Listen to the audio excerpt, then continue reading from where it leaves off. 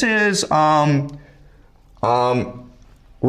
Sneerson, and he is the leader, or he used to be, he's died, but he used to be the leader of an organization called the Shabbat Lubavitch.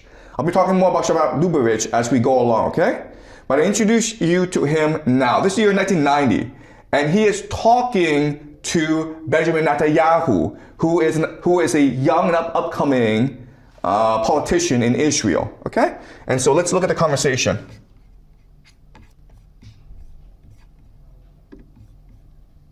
This is Netanyahu,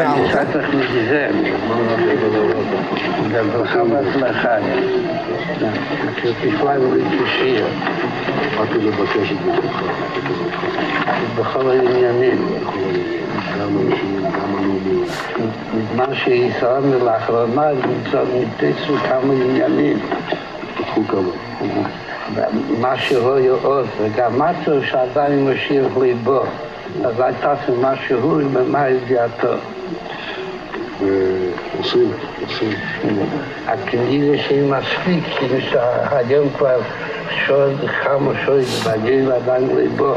אבל יש עוד כמה שעות, אבל יש להשתדל גם היום. בבשורות טובות.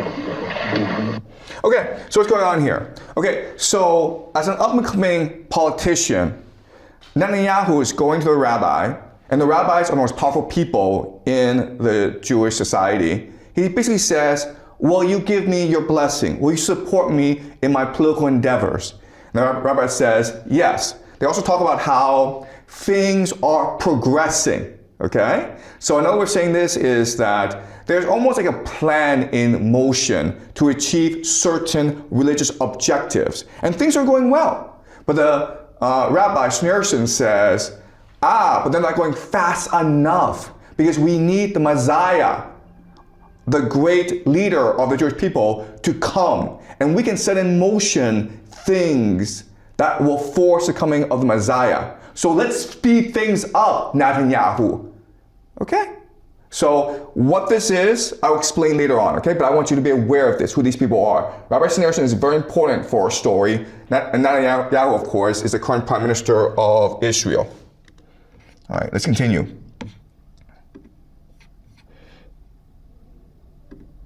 All right.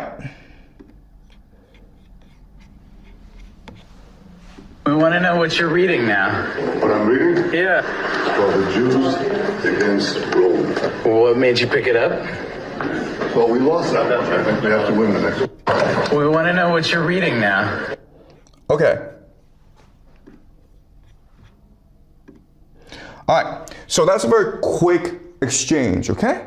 So a journalist is asking Benjamin Netanyahu, what book are you reading now? And he says, Rome versus the Jews. It's a book by Barry Strauss, an historian. And it goes on about the three wars that the Jews fought against the Romans. And it was essentially a Holocaust for the Jews. A lot of Jews either died or were enslaved. The Romans burned down the Second Temple. So there's this historical animosity of the Jews against the Romans. Okay? But what he said is, what Benjamin Netanyahu said is that I'm reading this book because we lost that war against Rome. But in the next war against Rome, we must not lose. The question then is, who's Rome? It's not Iran, guys. It's probably not Russia. It's probably America, right? The great empire. So this is strange because Israel is the ally of America in this war. But Netanyahu is saying that, no, our real enemy is Rome. And that's what we must prepare for, okay? So I want you guys to keep this in mind. All right, this is Peter Hegseth, who is the Secretary of War for Donald Trump, okay? And this is the year about 2018, where he is in Jerusalem, and he's talking to Christian Zionists, okay? Who these people are, I'll explain later on, okay? But let's listen to his speech really quickly. And I and others had a chance to go see the western wall of the Temple Mount, the western wall tunnels, so much of the old city. And as you stand there, you can't help but behold the miracle before you. And it got me thinking about another miracle that I hope all of you don't see too far away. Because 1917 was a miracle, 1948 was a miracle, 1967 was a miracle, 2017, the declaration of Jerusalem as the capital was a miracle, and there's no reason why the miracle of the reestablishment of the temple on the Temple Mount is not possible. Okay, so he is a Christian. He's not a Jew. But what he's saying is that he's come to Jerusalem and he's visited these Jewish holy sites. And he can't help be amazed, be awed by the beauty, the spirituality of the Western Wall. He also goes on to say that there's been a series of miracles, okay? So 1917 was the Balfour Declaration, when basically the British Empire permitted the Jews to found the nation-state of Israel. 1948 was when Israel was founded. 1967 was when Israel fought a war against its Arab neighbors and won. Okay, and 2017 was when Donald Trump transferred the American embassy from Tel Aviv to Jerusalem, thus recognizing Jerusalem as the capital of Israel. And what he's saying is that, well, if this is a series of steps to achieving a divine plan, then the next miracle should be the rebuilding of Solomon's temple, the third temple, and that means destroying the Al-Aqsa Mosque. Okay? So what's going on here? Okay, again, I'll explain to you later on, but I want you to be aware of who these people are and how they think. All right, let's go one more video. And so if you want to build Solomon's temple, if you want to build the third temple, you need to get rid of the third holiest site in the Islamic world. And how do you do that? Well, there are some options, okay? So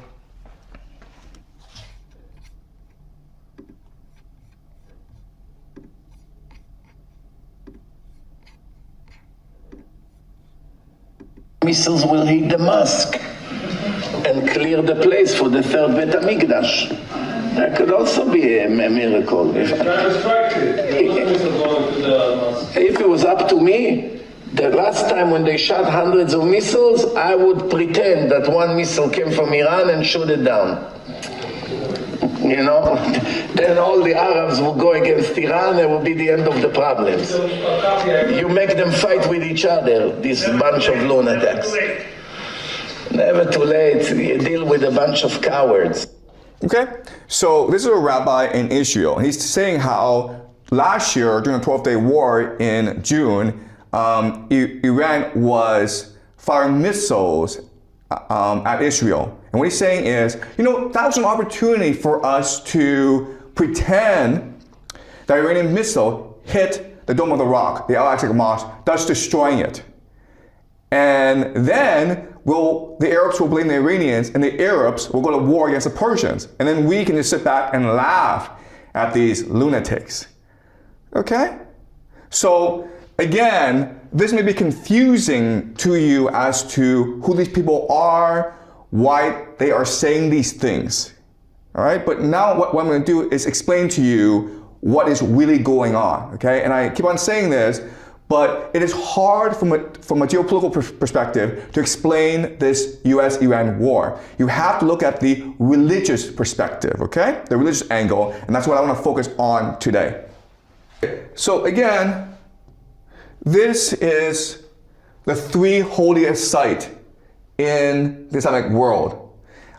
This is Saudi Arabia, Mecca, Medina, and this is the Dome of the Rock, the Al-Aqsa Mosque, which is where Muhammad was supposed to ascend to heaven. And the Jews and the Christian Zionists believe that this must be destroyed so that they can build the third temple, or Solomon's temple. Okay? All right. So this is the big question in this war. And again, I keep on saying this, but I need to be right in my prediction if my analysis is to be correct. If they do not destroy the Al-Aqsa Mosque, and if they are able to achieve peace, then my predictive model, my analysis is completely wrong, and you just ignore me, okay, for the rest of my life.